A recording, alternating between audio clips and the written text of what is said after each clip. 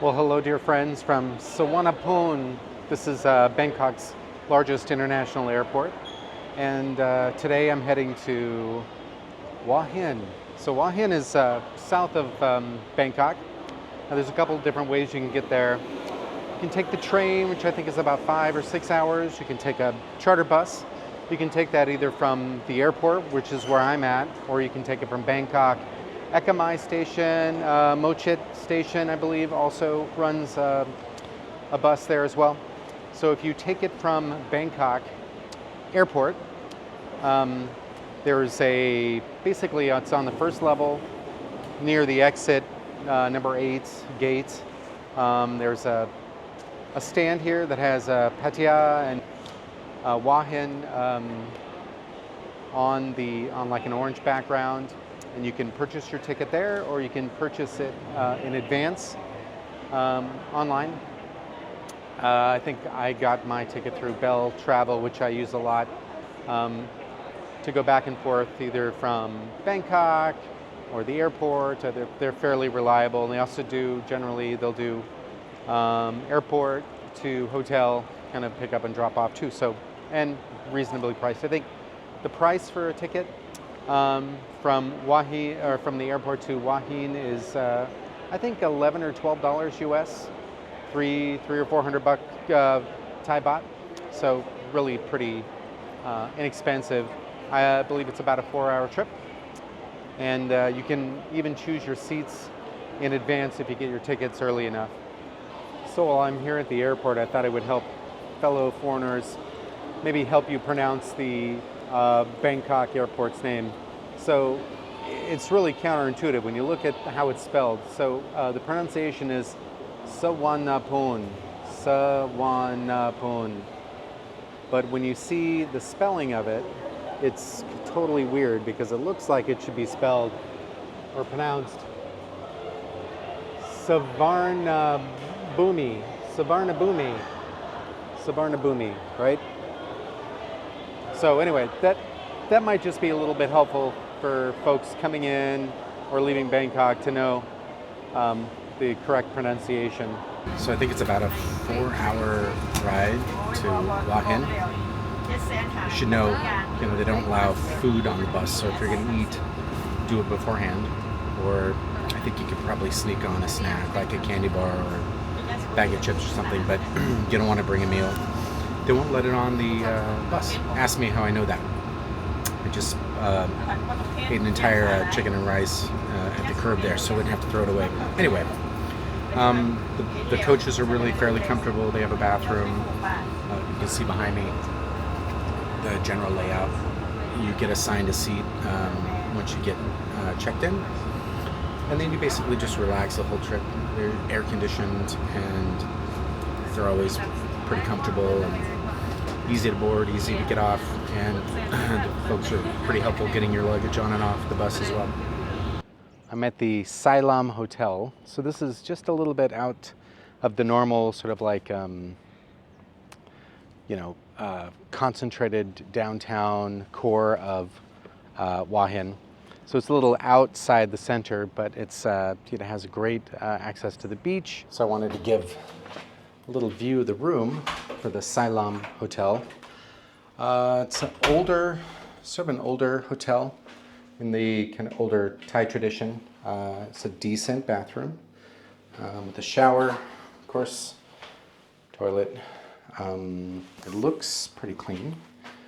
You do have looks like coffee service, large bed. Some of the furniture is sort of dated, but it's fine. And it does have what looks like a decent view of the ocean out here. This is me filming the room right before it gets dirty.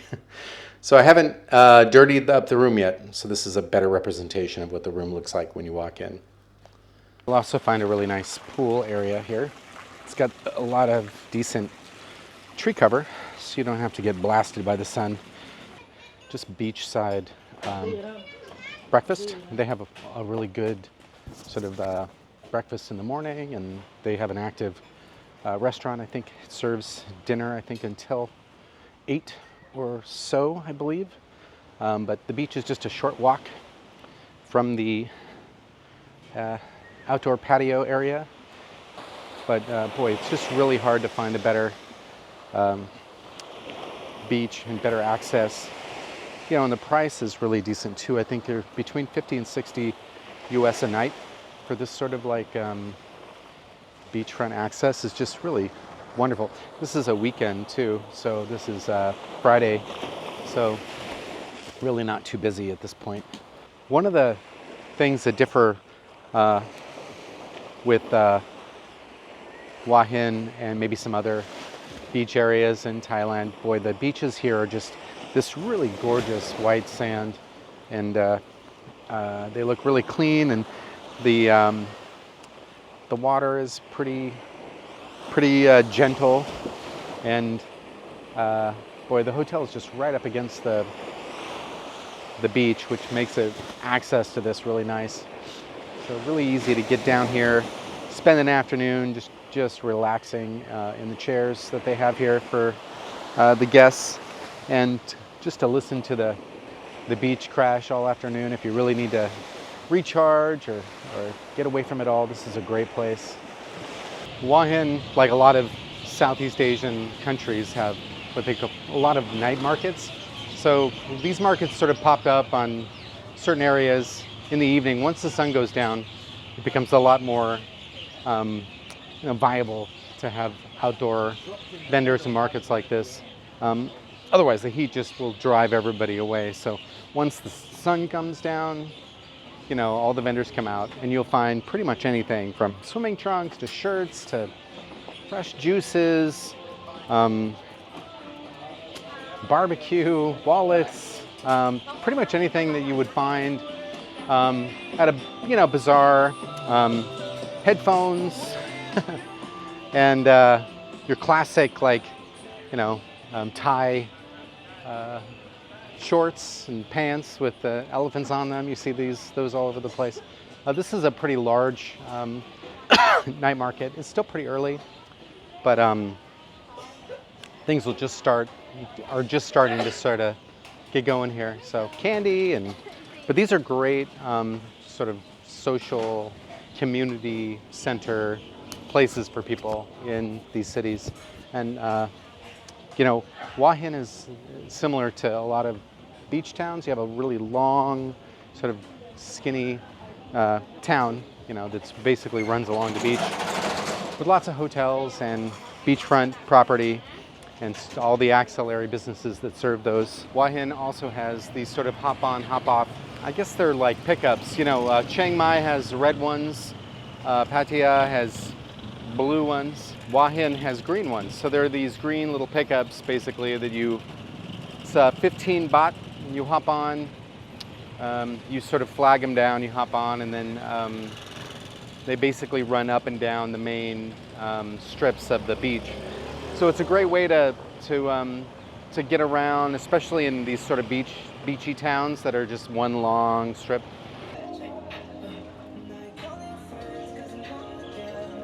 Man, that looks good. Is it all pork or chicken? Pork? That pork is barbecued just perfectly. It just tastes great. The spice on there is pretty hot. You definitely feel it.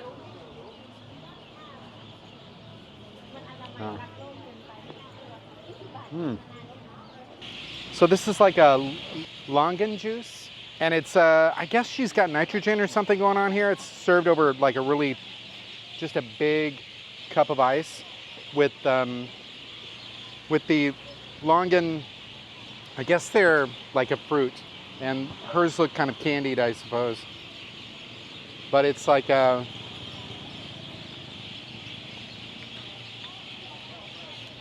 it's really nothing. It's not like anything I can describe. It's like super sweet.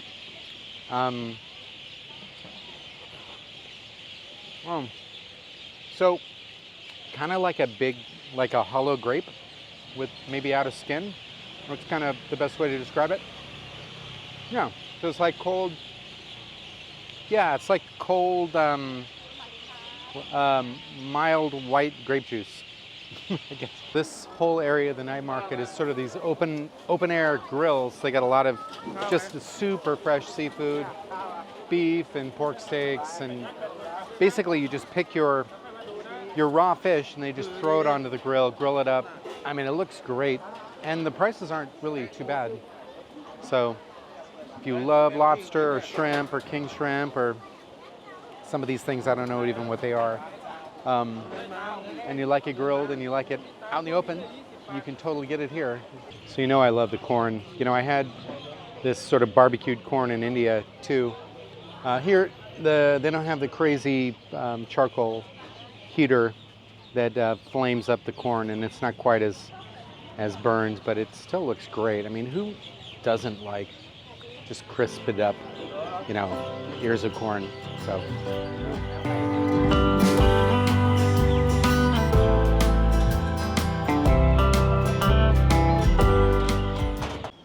Well, good morning, dear friends from Hua Hin. Today I'm taking a trip out to the Hua Hin National Park. Now that has lots to offer.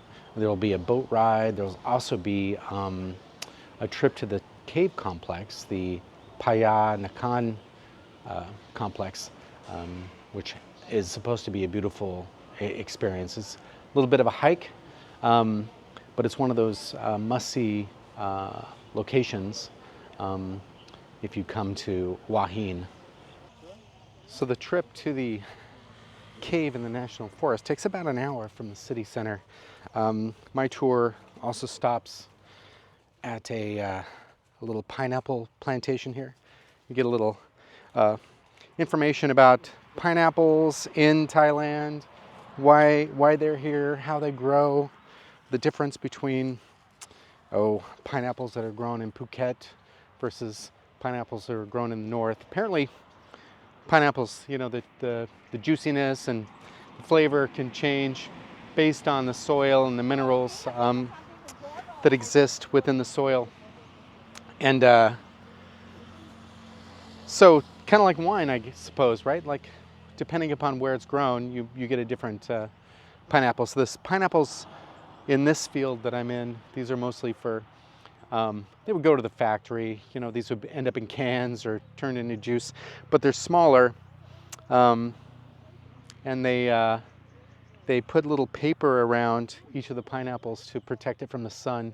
I guess if the skin gets sun damaged, then they get a lower price for the pineapples. So they try to do everything they can to protect the quality of the pineapple. Yeah.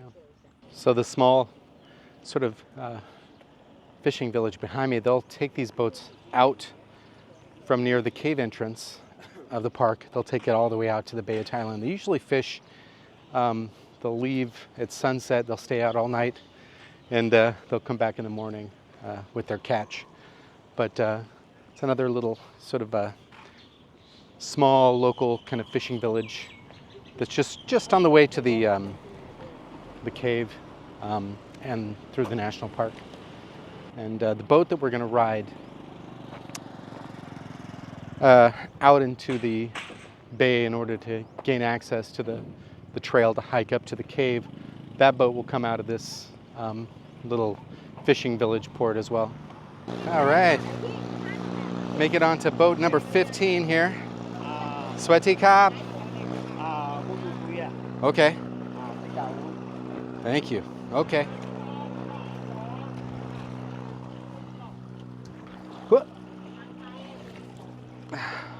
So you sort of wade out from the beach, maybe, I guess, maybe 50 feet out into the water, 30, 40, 50 feet, and then climb into the boat. It's best to take your shoes off, or at least have shoes that you can pop off really quickly. All right, once you get your life jacket secured, then you head out into the bay.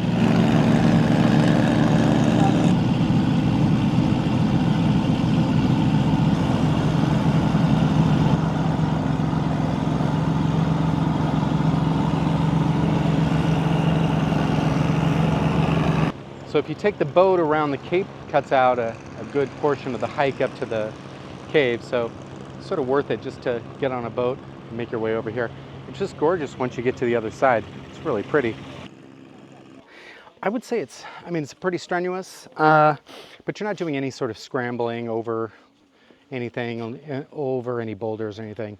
So, I mean, you can take it as fast and as slow. You can stop and rest as much as you want. I mean, it is hot, so, you know, you tend to feel like you're overexerted pretty quickly. But overall, it's not a terrible hike up. So there's a stop about halfway up. And if you have a nice guide, they'll let you take a tiny little rest before you finish the rest. I think it's another 200 meters from the rest spot.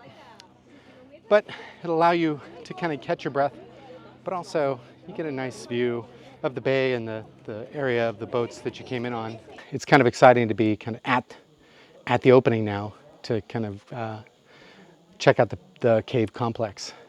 So now you just sort of make your way down from the entrance of the cave, or what's marked as the entrance, and you drop down into this area. It looks pretty amazing, prehistoric in a way, you know, land of the lost style. So above me, they call this the dead bridge, because a lot of times animals will use this to cross the space, but then they'll fall and they'll die. So as you exit the main first cave room, you come into this area. This is where they built the little shrine, and usually, I think it's like an hour or 2 hours a day, the sun is at just the right angle that it shines down on this shrine and floods it with light. It just is really mind-bogglingly beautiful how this looks, you know, just in terms of the way the light comes down and shines right on it.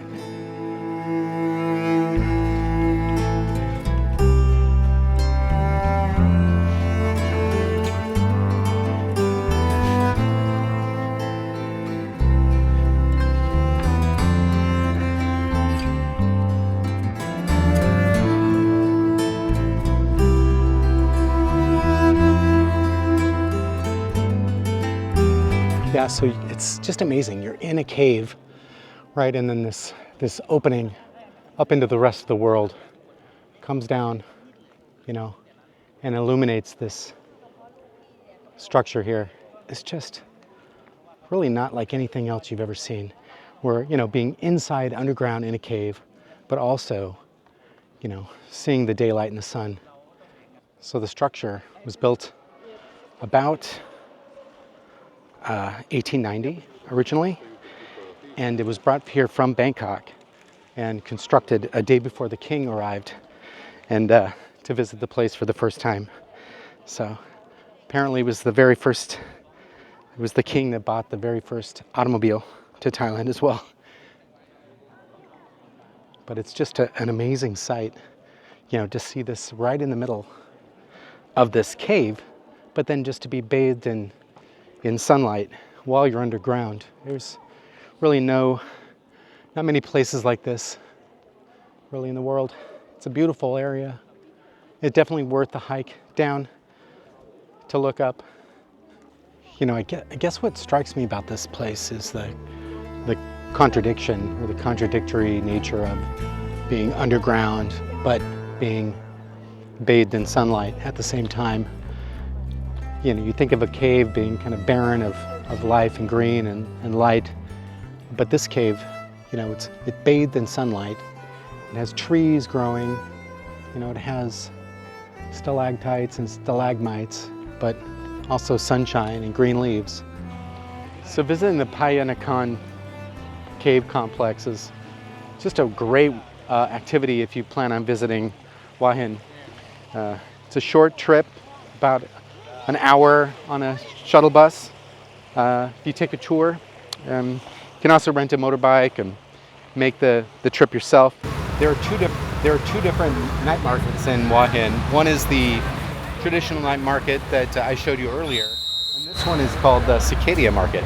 So this one has more handicrafts, more actual work artwork, that kind of thing, from local craftspeople and local people here in Hua Hin. So there's lots of great, not only handicrafts, but also handmade food items, like the pineapple cart behind me. You know, they're cutting the pineapple, juicing the pineapple, you know, and they make fresh pineapple juice right there that you can buy. I'm going to give it a little sample, you know, just for science sake. Man, that's just amazing. So the vibe in the Cicada Market is, I mean, way more laid back than your standard sort of night market that you would find in other kind of like Southeast Asian countries. It doesn't feel packed. People aren't like, you know, it's not super noisy. It's not super crowded. There's like pretty like kind of low-key music going on. A lot of the handicraft folks are working on their stuff at their tables, while customers are sort of like making their way through the market. The great thing about this market is that there's actually people, it seems like people are actually doing the art that they're selling, which is a nice change from feeling like it's just pulled out of a box or maybe shipped in from somewhere else. So this does feel like more of an artist's market versus like a place for wholesale items that come in from a container ship. Which one do you sell the most of? Which is the most popular? These little guys? The little sun stars?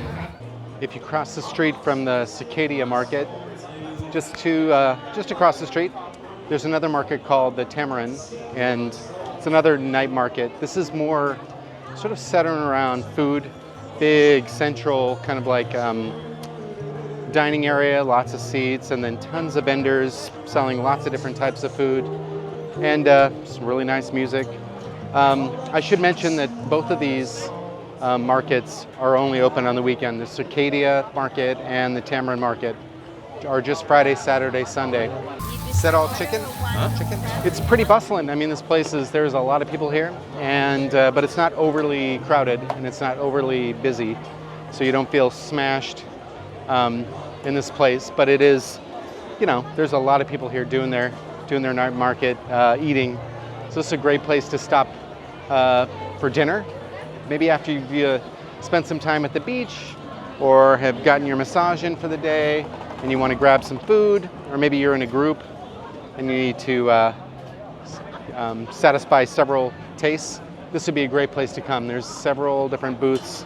I don't know, there's probably 100 at least different food booths that are surrounding the central sort of dining area. So really great option in terms of just variety.